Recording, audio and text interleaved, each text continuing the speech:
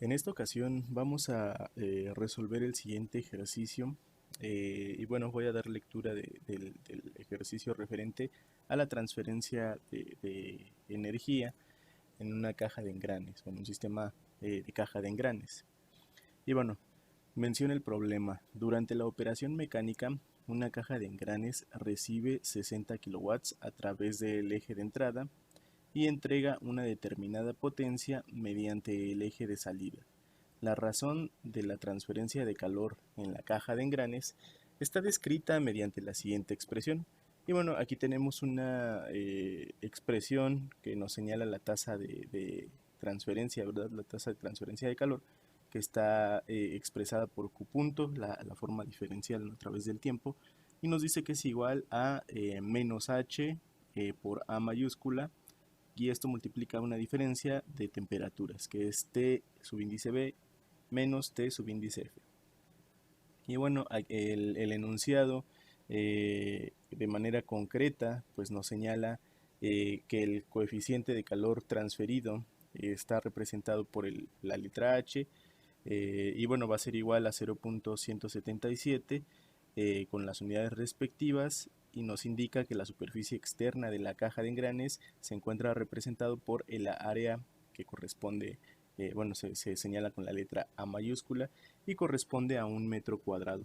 La temperatura en la superficie externa de la caja de engranes es TB, T subíndice B, que es de 300 Kelvin, mientras que la temperatura del aire alrededor de la caja de engranes es T subíndice F, igual a 293 Kelvin. Y bueno, aquí nos señala, evalúe la caja de engranes, la razón de evalúe, perdón, en la caja de engranes la razón de transferencia de calor y la potencia entregada en el eje de salida en kilowatts. Entonces, bueno, nos piden dos cuestiones diferentes. Una es la magnitud de la razón de transferencia de calor, y la otra es la potencia entregada en el eje de salida. Este ejercicio nos muestra algunas cuestiones importantes. La primera es un sistema, básicamente, así como pudiéramos estar hablando de un sistema de caja de engranes, podríamos estar hablando propiamente de otro sistema, pero lo importante aquí es que el problema nos da justamente cómo se comporta, la expresión de cómo se comporta la tasa de la transferencia de calor, ¿no? La razón de transferencia de calor.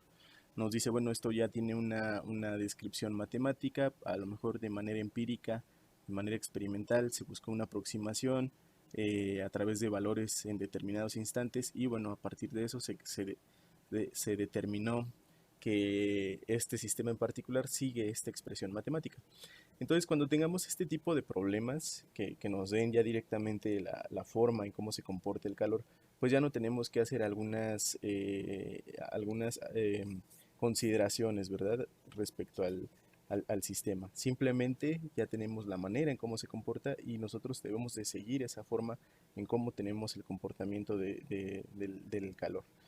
En este caso, para resolver, bueno, primero me gustaría hablar un poco acerca del sistema. Tenemos lo que les mencionaba previamente, tenemos un sistema determinado, en este caso es una caja de engranes.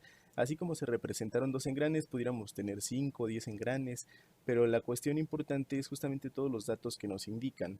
Nos dicen, bueno, vamos a tener dos potencias características. Se está efectuando un trabajo determinado que entra al sistema, y tenemos un trabajo que sale del sistema. Entonces, el trabajo que entra, por convención, vamos a manejarlo de manera negativa. Esto con base en los límites que nosotros definamos del sistema. Como nos están indicando, es una caja de engranes y nos dan el dato del área superficial, lo conveniente es que coloquemos el límite del sistema justamente fuera de la caja de engranes, como se muestra en este esquema. De tal manera que la superficie, pues bueno, es un dato que tenemos, que es A mayúscula. Tenemos una potencia de entrada que vamos a señalar como W1 punto, que está, digamos, esta potencia se está realizando en un determinado intervalo del tiempo. Esto lo seleccionamos como W1 punto porque nos dan la expresión como Q punto. Entonces es conveniente manejar en la forma diferencial la expresión. de tal manera que como es una potencia que entra al sistema es negativa por convención.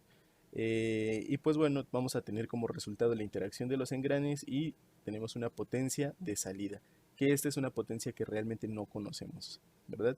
Tenemos algunos datos, por ejemplo, la parte de las temperaturas, la diferencia de temperaturas entre el ambiente y la parte de la superficie del sistema, que también es un dato que, por ejemplo, si nosotros realizáramos de manera experimental, pudiéramos medir, y la constante que se nos brinda en la parte del problema. Estos son los datos y este es el espectro o las consideraciones completas que podríamos definir eh, para considerar, pues bueno, en dónde se encuentra situado el sistema dentro de la oración que acabamos de mencionar. Ahora, ¿cómo vamos a proceder a resolver los dos puntos importantes? Pues bueno, el primer punto es muy sencillo. Nos pide calcular la tasa de intercambio de calor. Mencionábamos que el problema nos da como dato una expresión del comportamiento y justamente como tenemos Q punto, pues entonces eso sería el cómo la transferencia de calor está variando respecto al tiempo. De tal forma que como el comportamiento de la transferencia del calor en el sistema ya viene dado por el problema, lo único que tenemos que hacer es sustituir estos datos que tenemos aquí.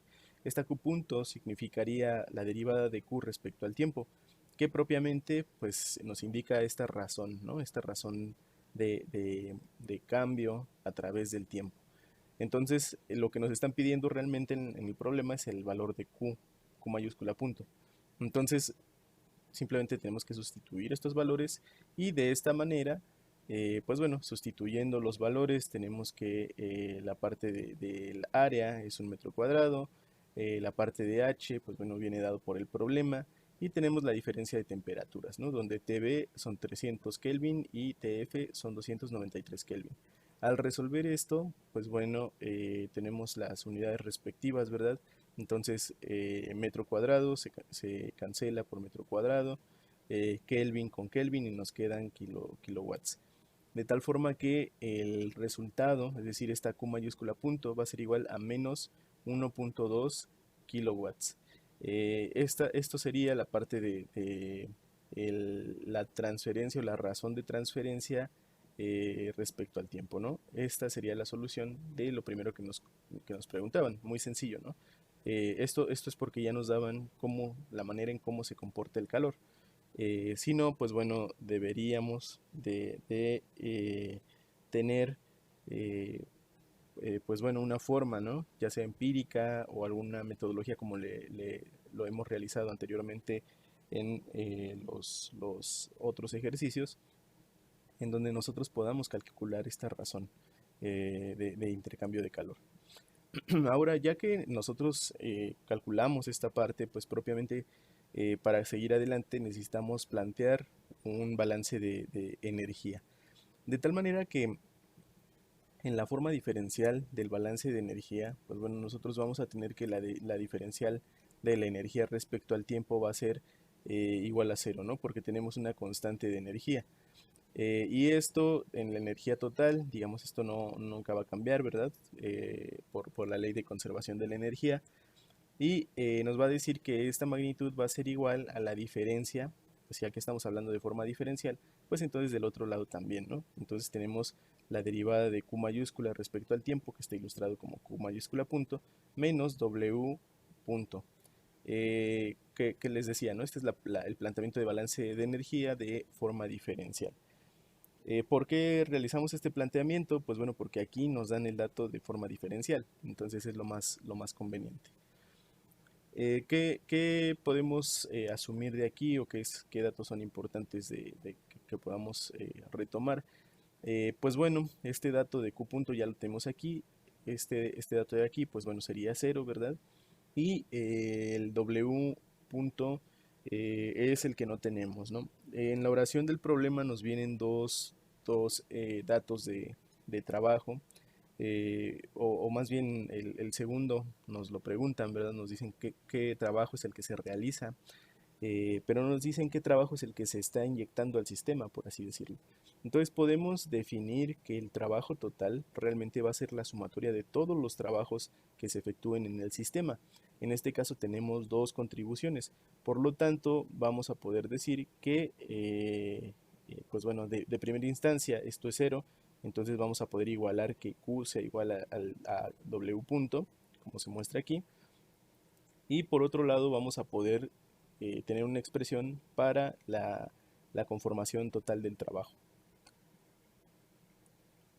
Entonces, en este caso, vamos a decir que W punto va a ser igual a W1 punto más W2 puntos.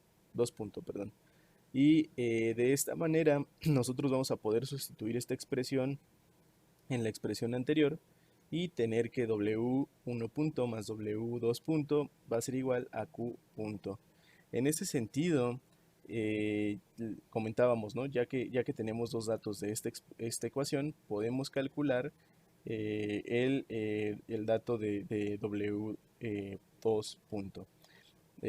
Por lo que, bueno, calculamos previamente que Q punto va a ser igual a menos 1.2 kilowatts y mencionábamos que W1, por convención de los signos, vamos a tener que, como es un signo negativo, esto significa que el sistema está realizando un trabajo que entra a él, ¿verdad? Por esto, esta parte me gustaría mencionar una cuestión importante.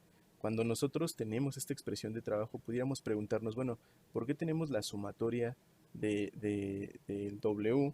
¿Por qué no tenemos la resta o la diferencia, ¿no? Entonces, siempre que nosotros trabajemos en cuestiones termodinámicas, vamos a tomar todo como una sumatoria, ¿verdad? Si queremos calcular la cuestión, la magnitud neta, entonces vamos a tener que tomar pues justamente la parte de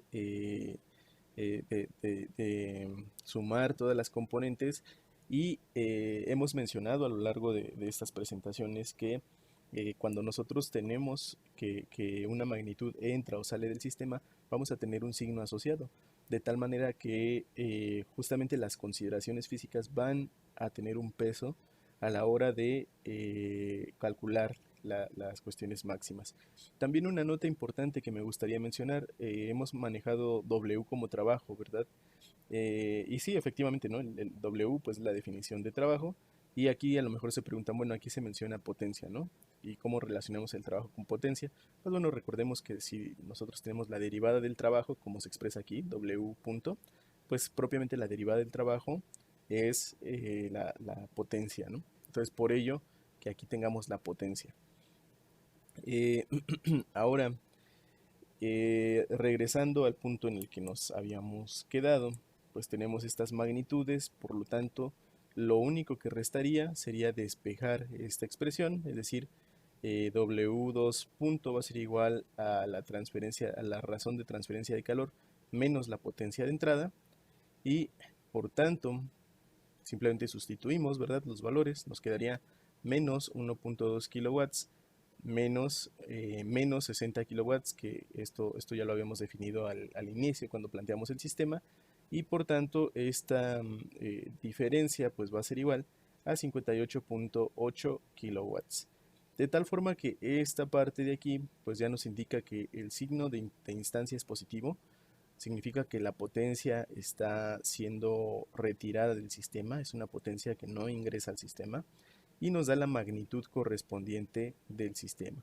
Este problema, pues bueno, nos permite, les decía, dentro de algunas cuestiones, nos permitió manejar la forma diferencial del balance de energía, nos permitió analizar cómo se resuelve, cómo se aborda un problema desde el punto de vista desde que nos den la tasa de cambio, por ejemplo, del comportamiento del sistema, y también ver la importancia de manejar los signos a la hora de calcular las cantidades netas.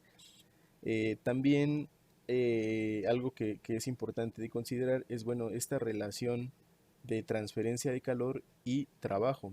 De primera instancia podemos observar que efectivamente cuando nosotros tenemos una potencia, cuando tenemos un valor de alguna entrada de energía del sistema, esta energía no se va a aprovechar completamente, Si nosotros nos fijamos de W1, fue una potencia de entrada, entraron 60 kilowatts, y considerando el cómo se efectuaba la transferencia de calor, vemos que a la salida tenemos 58.8 kilowatts. Es decir, tenemos una pérdida de potencia, y esa pérdida de potencia se ve efectuada en justamente la transformación a calor. Estas consideraciones son muy importantes porque nos acercan a lo que se expresa o a lo que se describe en la situación real, en el mundo real. Nosotros tenemos máquinas que no van a poder tener un movimiento perpetuo de energía, eh, perdón, un movimiento perpetuo en general, debido a que su energía necesariamente se va a agotar por este efecto, ¿no? Porque la parte de la potencia se pierde a través del calor. De tal forma que el problema pues nos ilustra este punto, ¿no? En el que nosotros podemos tener pérdidas por calor, y estas pérdidas van a ir muy estrechamente con la naturaleza del sistema.